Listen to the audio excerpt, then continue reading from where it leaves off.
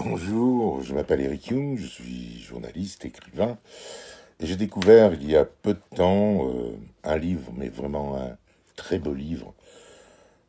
C'est de Patrick Tudoret, ça s'appelle Juliette, et c'est paru aux éditions Talendier. Et à la demande d'ailleurs de l'auteur, je me permets de vous lire quelques pages pour vous donner le goût de cette lecture et l'envie, si vous ne l'avez pas encore, de vous procurer ce très beau roman, Juliette. J'ai choisi, pour faire cette lecture, de prendre la fin du livre, c'est-à-dire la fin de Juliette. Vous savez, Juliette, trouver cette dame qui a accompagné toute sa vie Victor Hugo, une histoire d'amour fabuleuse. Et là, c'est vraiment la fin de sa vie.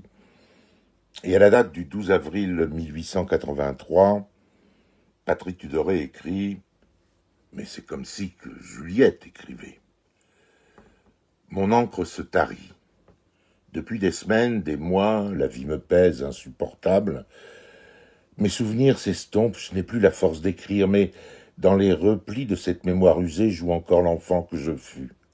J'ai pleuré, j'ai ri, oh, tant ri. Avec lui, j'ai exulté de joie, de plaisir, mais j'ai souffert aussi. J'ai haï parfois, mais sans suite. J'ai envié, j'ai prié, mais surtout, j'ai aimé. Je le jure devant tous, j'ai aimé. Je l'ai aimé, ce Victor, comme une folle, malgré moi, malgré lui, malgré le monde entier, grâce à Dieu et malgré le diable qui parfois s'en mêla aussi. Ma main devient trop lourde, trop gourde. Bientôt, je n'écrirai plus.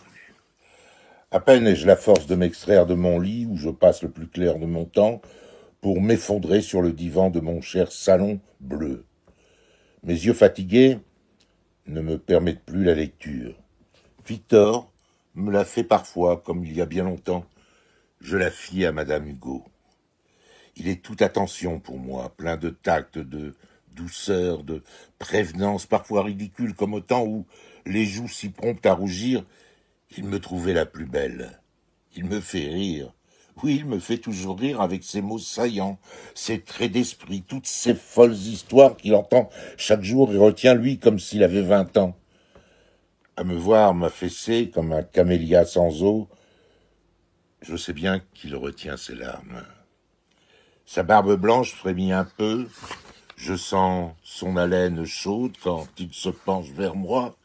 Il me dit d'un mot inaudible, me prend délicatement la main, laisse un baiser sur mon front.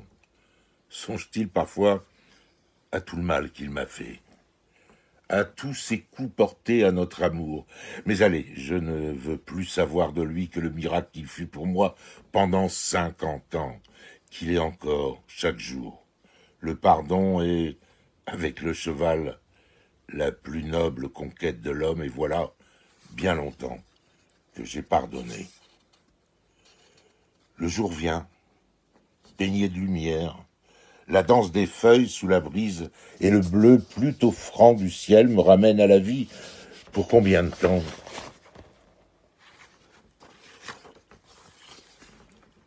Mon corps se glace.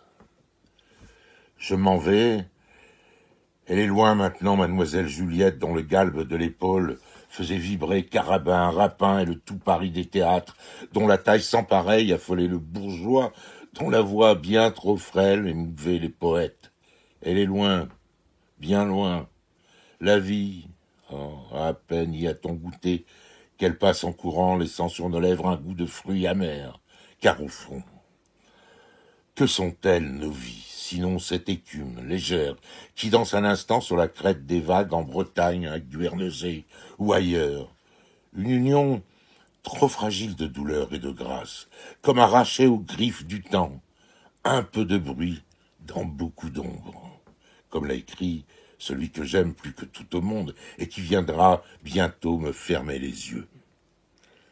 Et là, l'auteur nous précise, Patrick Tudoret, dans un court chapitre final en italique, que je ne vais pas vous lire, mais je voudrais dire juste cette phrase. Du jour où Juliette quitta ce monde, le 11 mai 1883, Victor Hugo n'écrivit quasiment plus une ligne.